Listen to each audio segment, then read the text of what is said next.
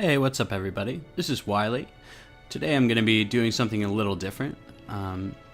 This is a game called To the Moon. It's been out for a while. It was made by a small independent developer, a company called Freebird Games, which is largely run by a single man who wrote a large portion of this game. The music, he directed it, he wrote the story. If you're at first turned off by the graphics, if it sort of looks like something out of an old RPG Maker game, it does resemble that sort of thing. But the strength of this title is really in the storyline and the way that the gameplay ties into the story. And it's a very, very light gameplay game. If you're really into, action and leveling up and gear, this really isn't the game for you. But if you're into story and you're into playing games with stories which rival anything on the market today, I'm talking movies, books, anything like that, this is definitely the game for you. It follows these two characters here, Dr. Ava Rosaline and Dr. Neil Watts, who are both great characters, very rounded, very well developed. They work for a company called Sigmund, which runs a pretty unusual service. As you're dying, you can call them, and they'll come to you on your deathbed and help you fulfill any last wishes you may have. So this particular game revolves around one man. His name is Johnny Wiles, who is currently on his deathbed as the game begins. And Neil and Ava arrive to help Johnny get to the moon. It's Johnny's wish. It's the storyline isn't simple. It goes through a lot of little twists. There's no sort of, beyond the fact that they're traveling through this man's memories, there's no real science fiction or fantasy elements to it. But things, it takes some unexpected turns. I'm trying my hardest, of course, not to reveal any spoilers, because half of the fun and the magic of the game is discovering just what everything means and why things are happening. You'll discover pretty early on that even Johnny himself doesn't know why he wants to go to the moon, and the revelation of what that actually means, what the moon is to him, is a huge deal, and it's really amazing when you actually get there. Before I get into the story, I'll show you a little bit of the gameplay. Most of the gameplay in the game revolves around traveling backwards through Johnny's memories, and in order to do that, you have to find a series of mementos, which will allow you to make memory links and travel backwards in time. This seems really simple, and it is. It's a lot of just simple adventure gaming, point-and-click kind of stuff, you can see here.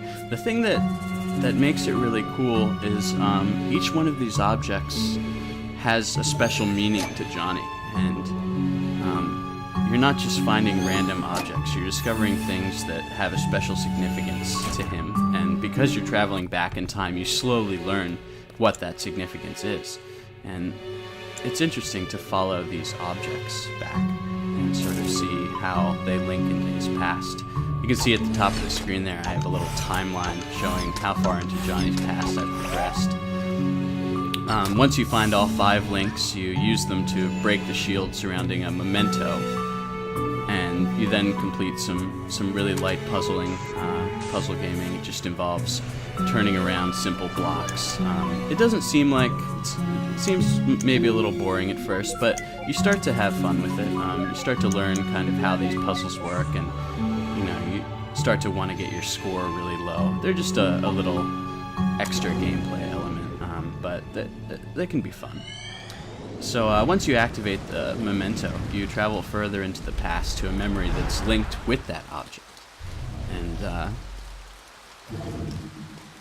yeah, the thing that I really like about the gameplay in this is it has a special way of tying into the story. You're finding objects that have a special significance and objects that are really important.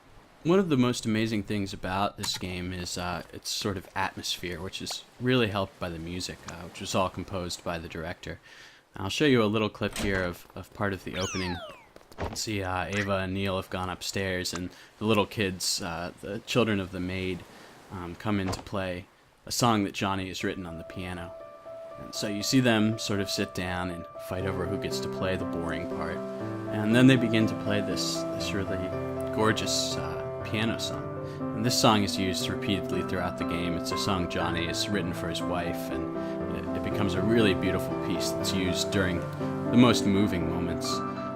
You can see the camera slowly pan upstairs as the song sort of builds, and then as it cuts upstairs, the song is then muffled. You just sort of hear it through the floor. This seems like a kind of simple thing, but the game is full of just little subtle details like this that, even though it looks like a Super Nintendo game or something like that, it looks like an old game, these elements really unite to just form a really beautiful unifying atmosphere.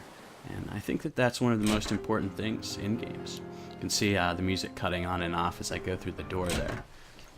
Well, it's hard for me to talk about the story without giving too much away, but every piece of the game world that's explorable gives you a little hint about what's going on, even early on, or just a little context, which I think is a really amazing element of the game.